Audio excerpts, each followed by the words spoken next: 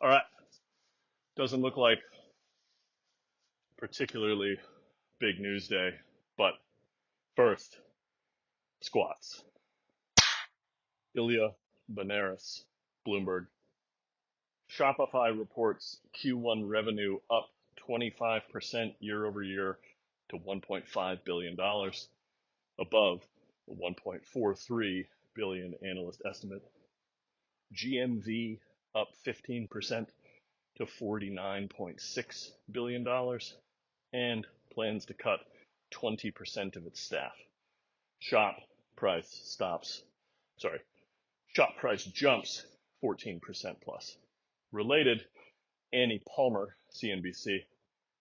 Shopify offloads its logistics unit to supply chain tech company Flexport, a reversal after years of building the operation and acquiring Deliverr for $2.1 billion. I like Shopify because it is one of these, I don't know what the right term for this era of life with the internet, but a post-smartphone world, Shopify is a business that feels native or indigenous to that ecosystem. And I think one of the qualities that reflects that is they know what their area of focus is and what it isn't, right? They're not trying to be the storefront and the store. They just took a piece of what used to be sort of an entire widget of business, and they just focus on that, right? You can create a very basic Shopify store, but you can also take what Shopify provides and wire your front end to it so that once somebody puts something in a cart, from the cart through to fulfillment, Shopify just owns that piece of the business. I think that's interesting and underlines their thesis with this news that the logistics component of their business they've realized is not where they feel like they're best suited to compete. And so hand that over to somebody that makes the logistics component of getting a product to its end user, its end customer.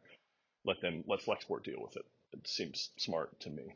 Aside from that, what I don't know how to have an opinion or point of view on their numbers and what those things mean. Cutting 20% of its staff.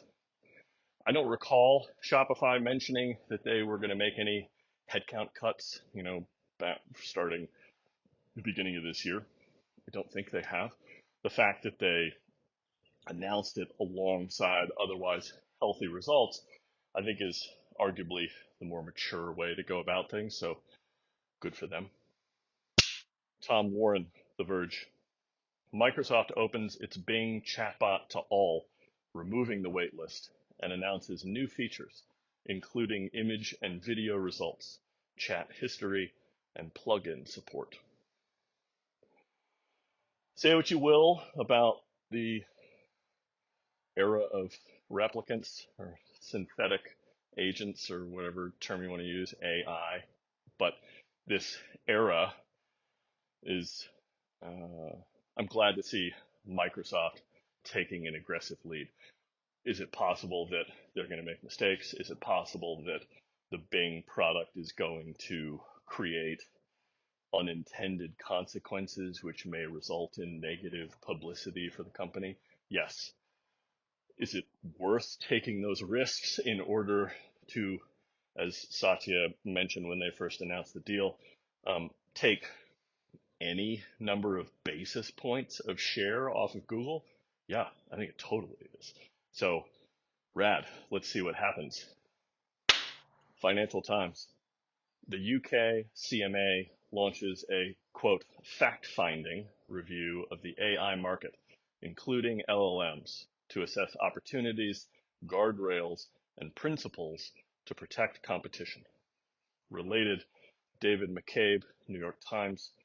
The White House announces plans to combat AI's risks, including $140 million for new research and draft guidelines for agencies to ensure the safe use of AI.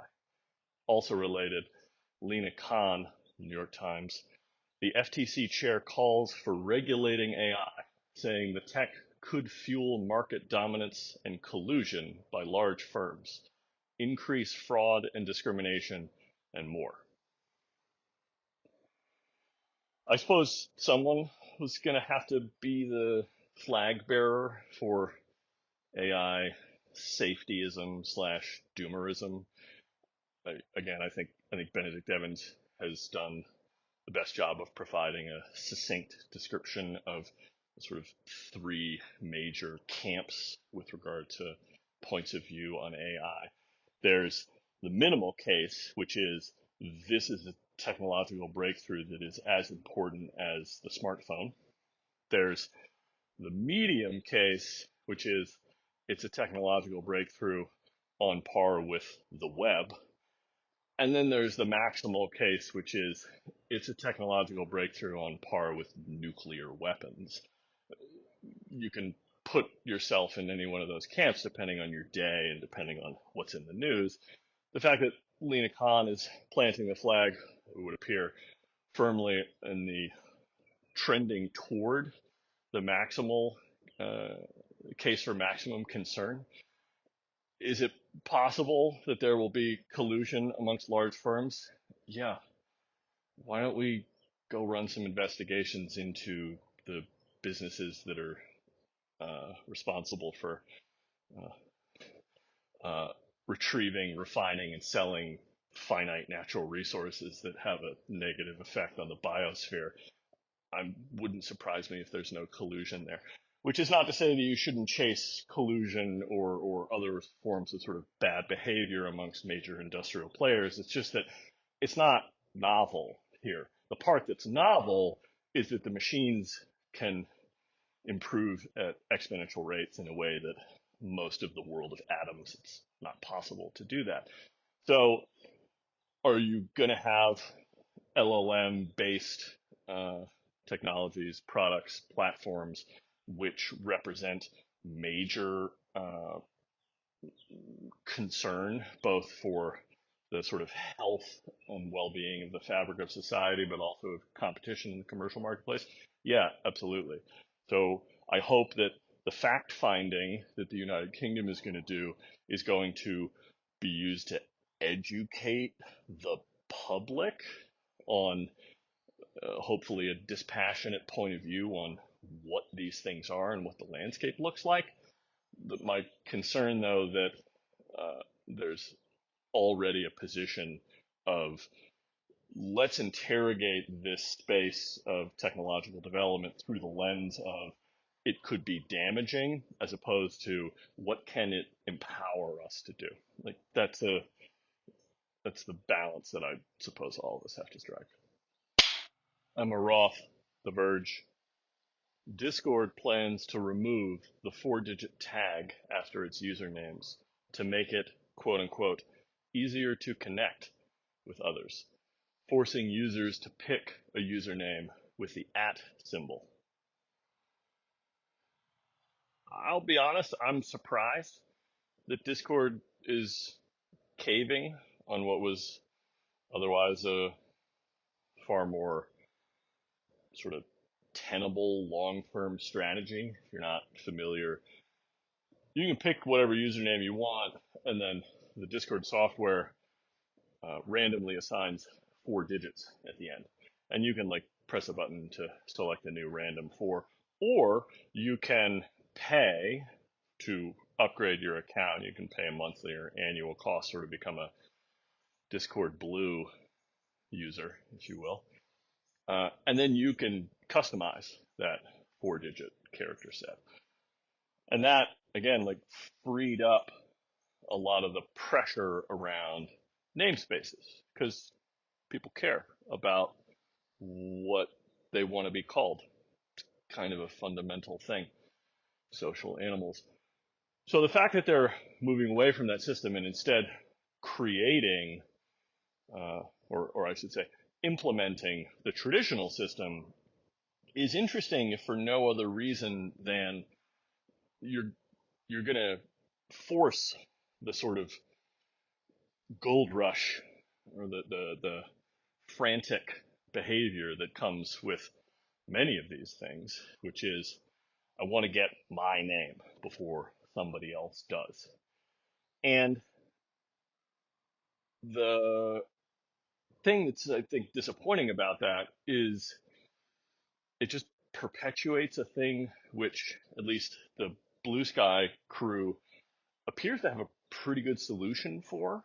Um, if you're not familiar, when you sign up and you join the currently the only instance that's operating of operating the app protocol, you pick a username that ends in .bsky.social. It's because that's what the team constructed. However, you can then go take any domain name you can own or have access to the DNS records for and enter a new entry in the DNS table, and that domain becomes your username. So my username in Blue Sky is my domain name, which is just my name, because I have the luxury of a last name that ends in a compatible TLD. That system, I would hope, as more people get into the Blue Sky beta and further down the road once it fully opens up, will take a lot of the pressure out of this and instead say, if you want to represent yourself in a particular way on the internet, we have a system for that. It's called web addresses. And we use a piece of technology that has proved highly durable for decades in DNS to do the work of ensuring that when someone types a thing into a box and writes the @ symbol and then writes whatever string of characters is your domain name, that will be addressed to you. That's the way email works. That's the way web browsers work. That's the way social media ought to work. But we'll see if Discord is able to reveal some new novel approach to solving this problem, but I kind of doubt it. Kyle Wiggers, TechCrunch. Hugging Face and ServiceNow Research release StarCoder, a free alternative to code generating AI like GitHub's Copilot, as part of the Big Code project.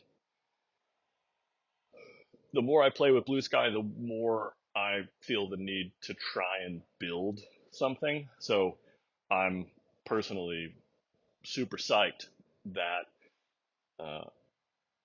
AI, LLMs, synthetic agents, like whatever we're supposed to call these things, appears to be making significant inroads on the work of writing code. So maybe Hugging Face will be a tool that enables me to stop being just a over enthusiastic user and become a builder of sorts. We'll see. Abner Lee, 9 to 5 Google. Google adds blue checkmarks to Gmail for senders from verified brands that adopted the company's brand indicators for message identification email specification. I'd be really curious to go read Google's brand indicators for message identification spec, see how sort of compliant and how good a citizen it is of the pre-existing email protocols. I hope. The fact, though, that Google has decided that certain Gmail users, and by certain we mean those who have passed whatever they define as the requisite criteria, will be verified by Google, is, if nothing else, proof that this is one of, if not, I would argue, the prime battleground for the next handful of months, if not years, in web applications. What's up, mailman? And that is, wait, he's still hanging. There he goes. Uh, Verification of authenticity or earnestness or humanity is something that we're going to need more of as the software is able to operate on its own behalf, right? It's not going to take very much to spin, or I should say today, it doesn't take very much to spin up an account that lives on Twitter that pushes stuff into the Twitter database and therefore the public web, which doesn't really necessarily have a human being, a directly responsible individual, as the Apple crowd might recognize as a term. And so, while most of us would probably say, yeah, I would trust Google to indicate that the other actor on the other end of this transaction is authentic and earnest. Interesting counterpoint to the fact that blue checks on Twitter have become somewhat radioactive in the eyes of many people. They have negative value today, whereas they had positive value before the meme lord took over the business. And another thing, another aspect of the conversation on Blue Sky that I find particularly interesting is the team's, albeit nascent, commentary around this issue. And by the team, I mean the handful of super rad kids who are building the protocol, which is, we're not convinced that it should be our job as the operators of the prime instance of the protocol, or the protocol's job at all, to do verification. And that instead, we should ask ourselves, is there some other actor in the ecosystem that can provide verification as a layer on top of the experience? I think that might be the smarter move. Like, I'm borrowing from Scott Galloway here, and it may sound trite, but a TSA for being a human being on the social internet, not the craziest idea in the world, particularly because we can employ all the technology that's available in the ecosystem today to build such a service, a verification service, that is transparent by default, that is open by default, that is cryptographically secure, you might say. I look forward to seeing whether, I mean, like Dan Romero comes to mind here, like Farcaster as a protocol for communication is an equally interesting new entrant in the space, but they're building with a much greater investment on crypto as a fundamental technology. And I suppose I would pose the question to him, who do you think, what type of entity would you draw on a whiteboard to provide, to utilize crypto as a way to provide verification as a service across every platform? Because yeah, you may trust YouTube today if you have a verified badge that shows up on YouTube or LinkedIn, but do you need to trust them? Or is there a way to get to a zero trust state where the network self-certifies that I am who I say I am? Jemima Kelly, Financial Times. Twitter's community notes have become a surprise hit, offering fact-checking through a crowdsourced consensus and modeling a fairer, more transparent approach. Kudos to the meme lord.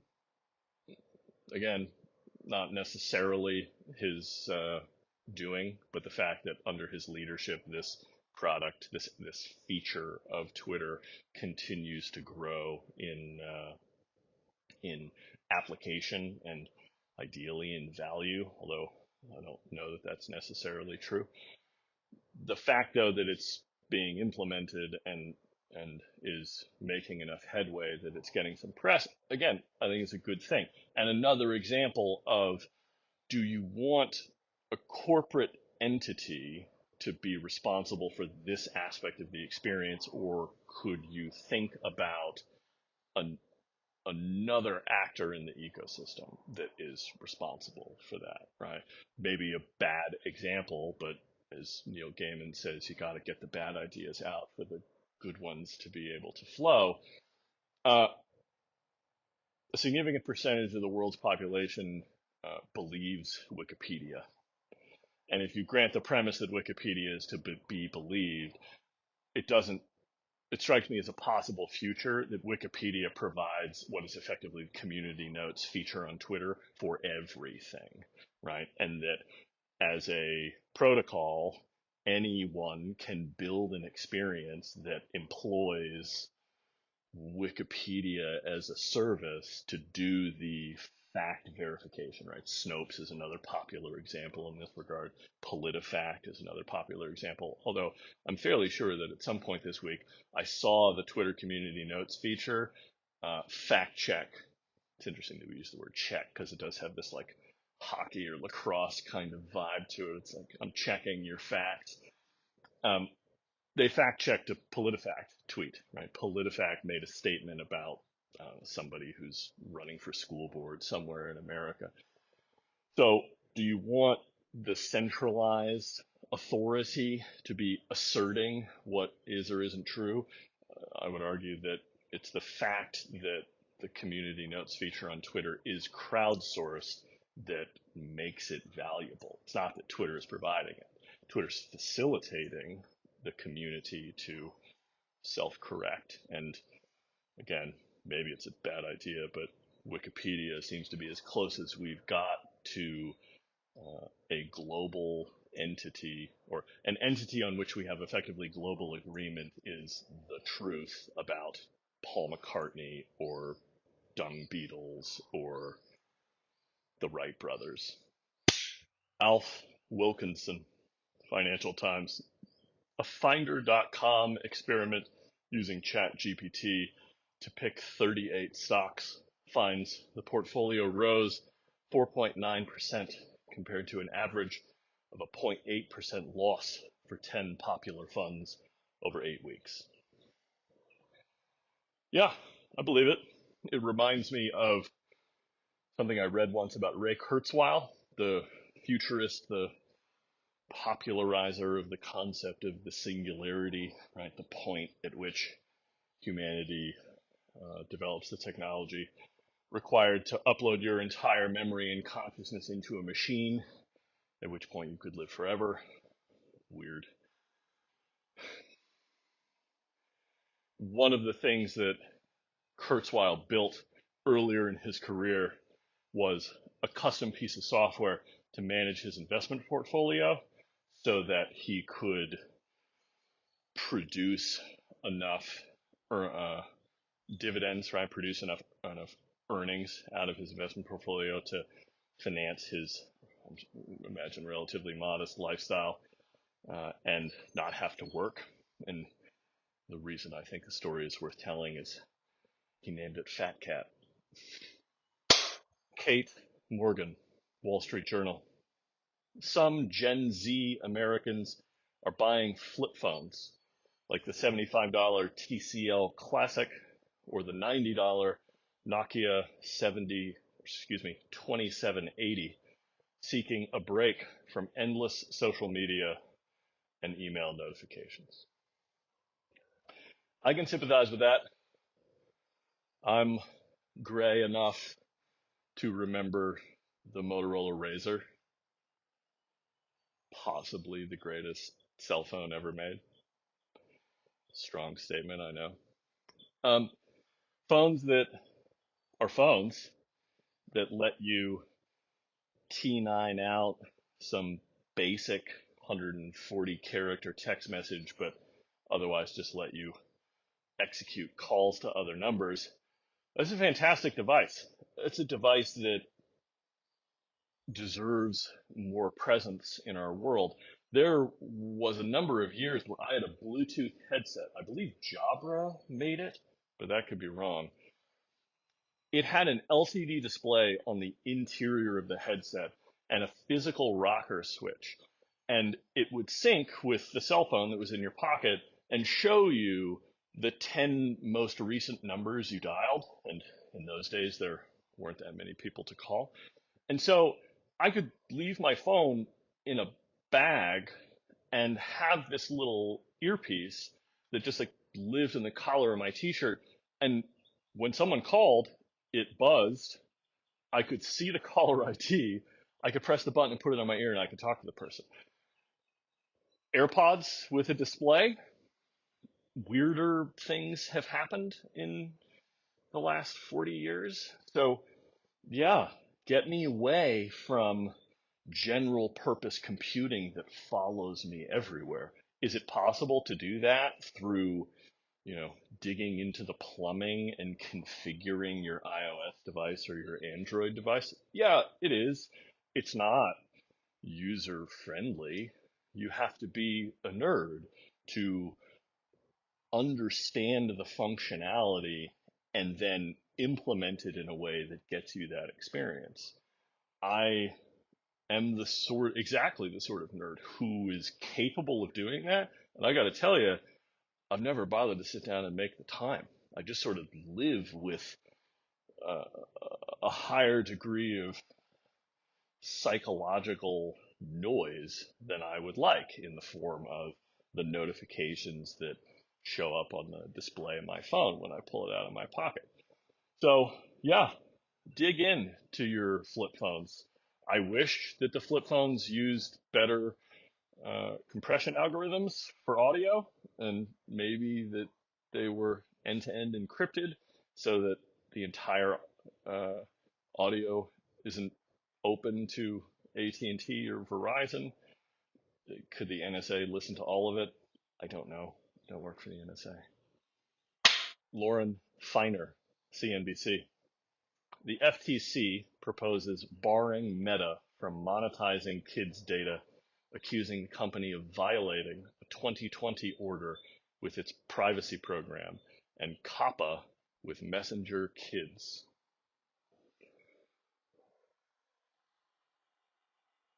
The most amusing term I've come across in the blue sky community for what to call the act of putting something into the system is a puff.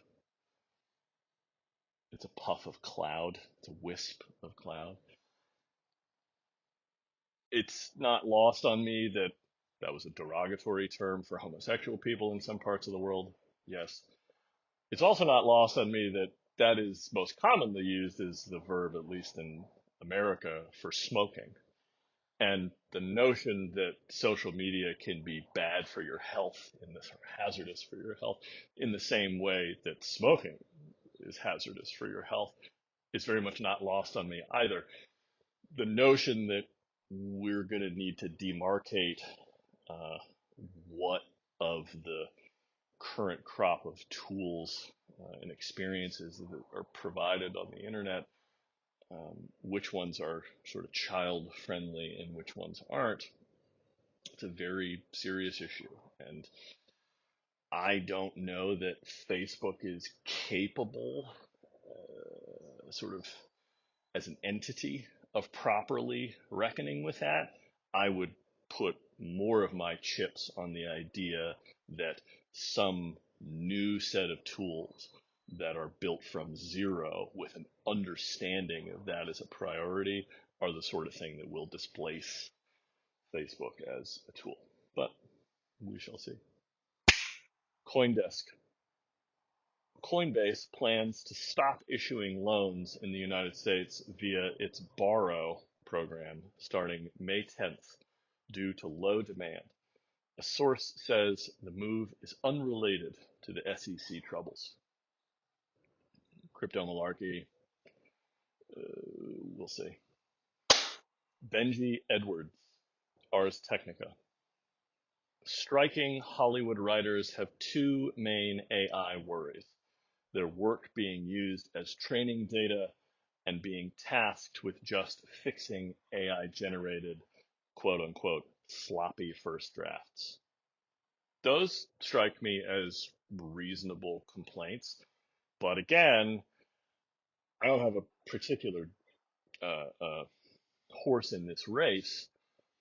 But if you're a writer who's today getting paid to produce writing, and there are tools which exist which make the writing process, or the process of, to use the term here, the process of producing sloppy first drafts easier, how do you not choose to employ those tools yourself? You know, I can't remember if it was a public statement or if it was like I had the luxury of being able to go to a handful of the quarterly meetings of the Apple executive team when I worked in Apple retail years and years ago. We were close enough to Cupertino that you could just drive there and show your badge and get a seat in the room and listen to Steve and Phil and Jaws take questions for, 30 minutes or whatever.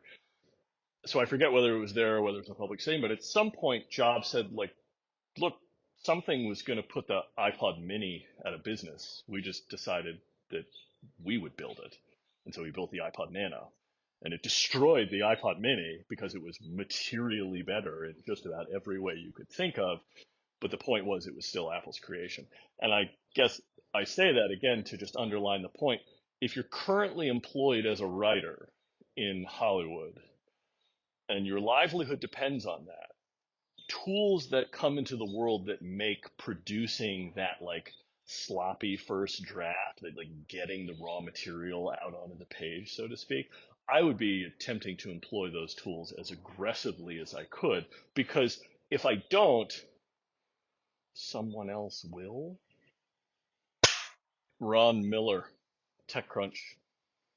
Salesforce announces Slack GPT, planning to add generative AI features to Slack to summarize meetings and more, and will incorporate Einstein GPT into Slack. I'm not familiar with Einstein GPT, so I can't comment on that in any way. But the idea that Slack as a product has arrived at a point where we need to employ state-of-the-art technology to summarize the content that's being published into Slack, it makes me question whether using Slack is the de facto right way or best way for human beings to coordinate. I used Slack in a previous job, and while it's incredibly useful to have a sort of flat topography where the messaging tool and the topics of discussion and the people that are a part of those discussions are all right next to each other, right? That you can immediately get access to the set of people you need to get access to, or that conversation can happen in a channel that has a topic you may have never needed to care about until today. And then you can drop into that place and you can scroll backward and sort of get yourself up to speed on what the people who focus on that, were focusing on that before you, were paying attention to.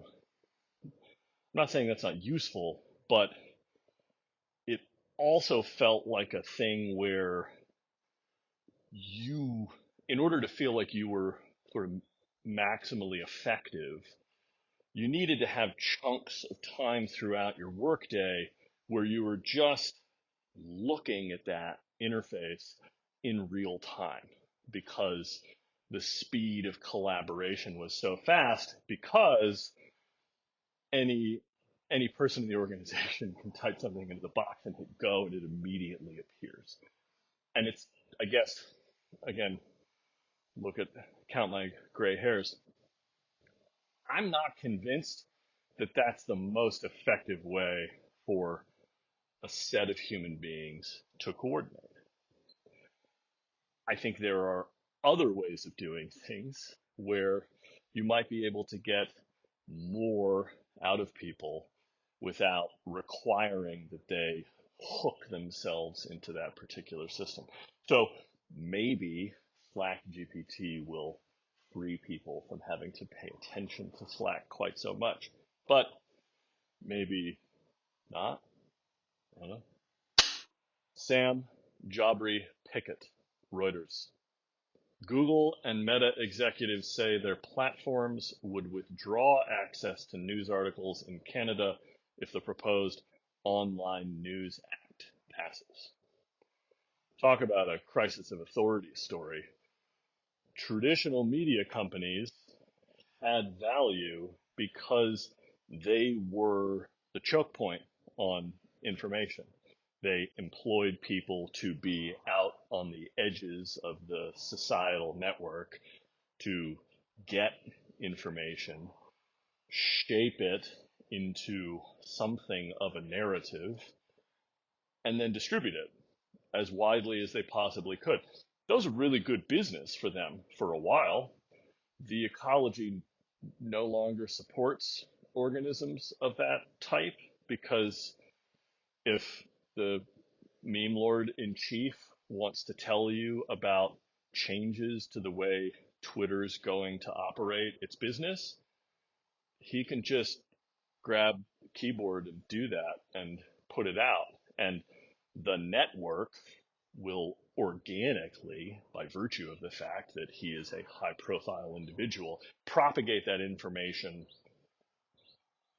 without any news organization having to sit in the middle, right? They have no choke point anymore. They still have investment in people and a sort of apparatus, right? There's still value in news organizations, but the idea that they can serve sort of a general purpose role and that their sort of unit economics are going to hold is just preposterous. And the legislation here that's apparently been proposed in Canada and similar ideas, I think, in Australia, maybe elsewhere, that if you as Google or Meta are directing traffic or are linking in any way to material that comes out of a traditional media organization, that you should somehow be obligated to compensate that media organization. Like, I just, I'm not saying that's a bad position to take or that it's even like ethically indefensible. I think it arguably is. The problem is it's no longer ecologically viable, right? Because if Google and Meta decide that they're going to abide by that ruling, even though this headline says that they're not, they're going to take their ball and go home. But let's imagine a world in which they did. What would happen? The majority of users on the internet who have freedom of choice to go anywhere their web browser will take them will just stop using Google and Meta, and they'll use whatever other entities pop up that will provide them a smoother means of access to the information that they want. You're not going to win here. The news organization, for my money, that's built for the long haul is a vertical organization. Like I'm not aware of one, but a news organization that was specifically dedicated to on the ground reporting in extremely hot zones of conflict around the world. That's an organization that could justify unit economics that would finance that work, right? Like you could imagine if you're suitably engaged as an individual reader, you might pay for direct access to that information. You might want to subscribe because that information is specialized. Whereas, why would I give the New York Times my money? Why would I give the Washington Post my money? Why would I give Fox News my money?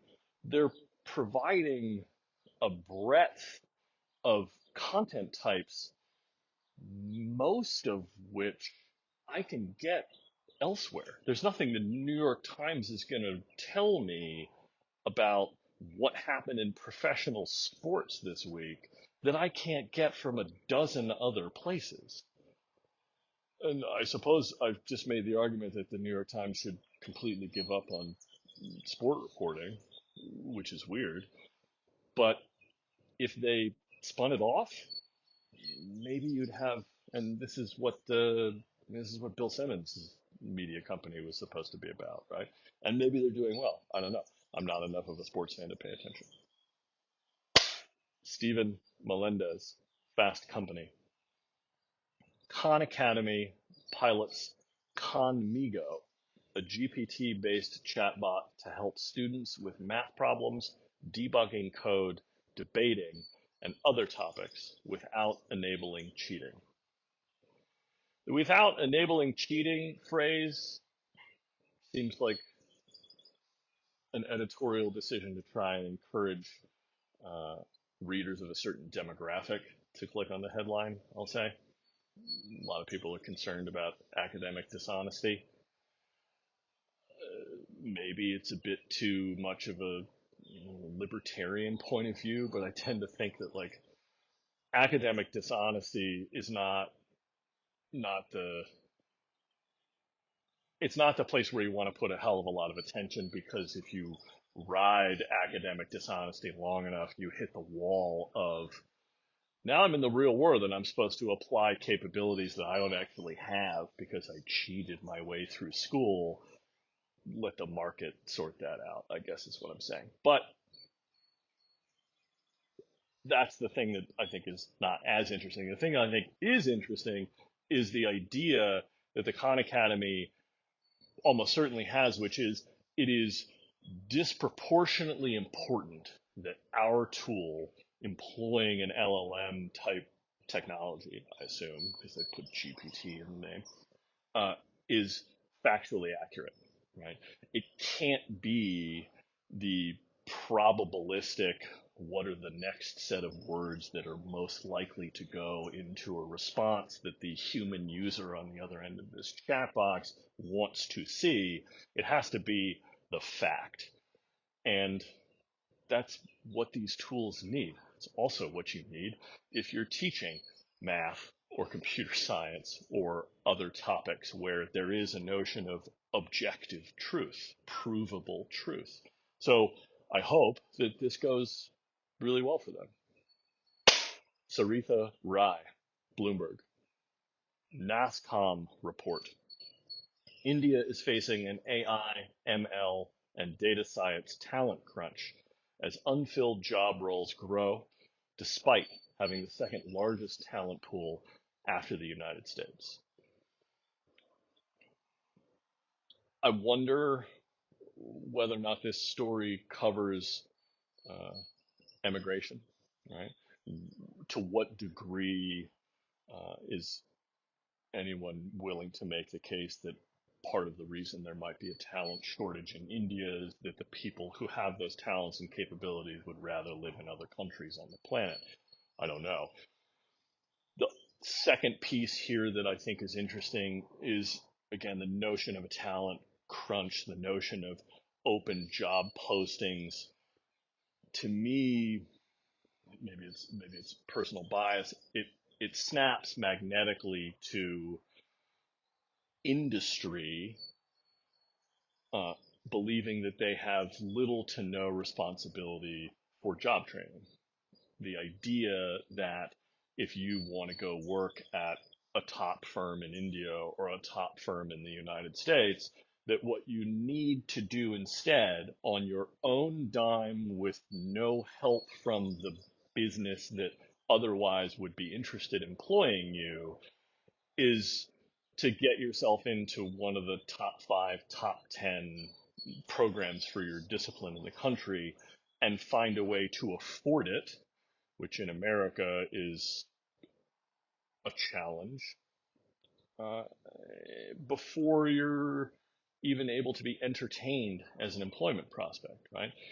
Again, in the future I see, we can have massive multinational corporate entities.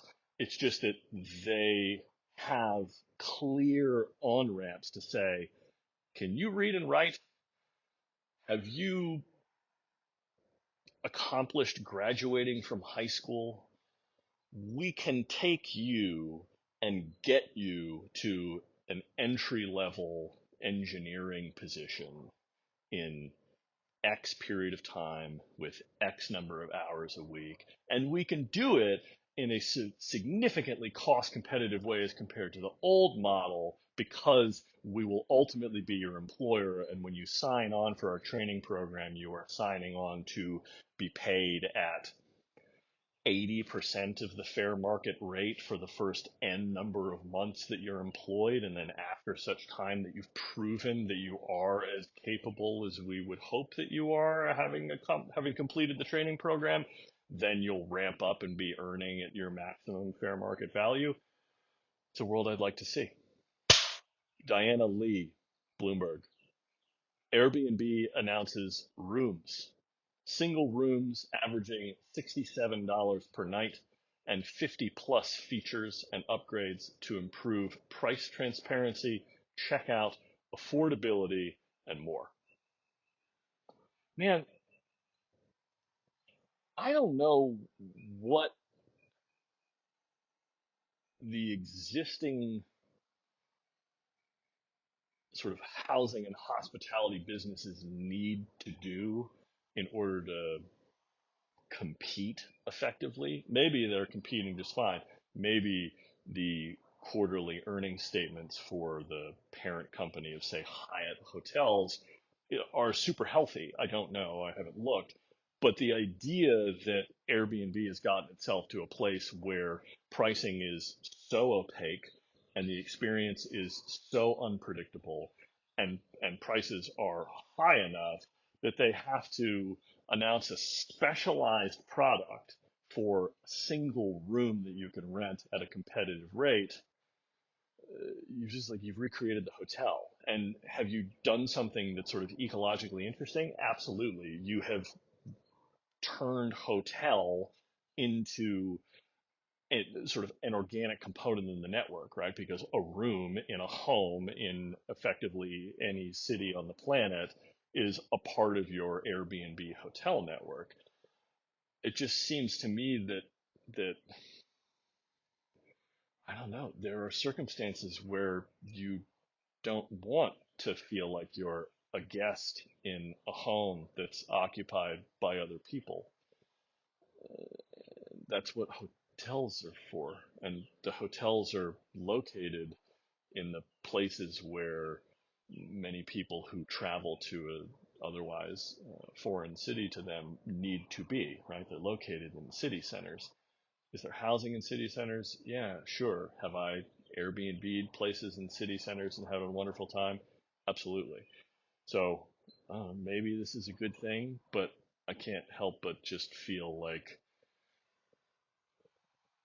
Airbnb is still kind of lost in the woods.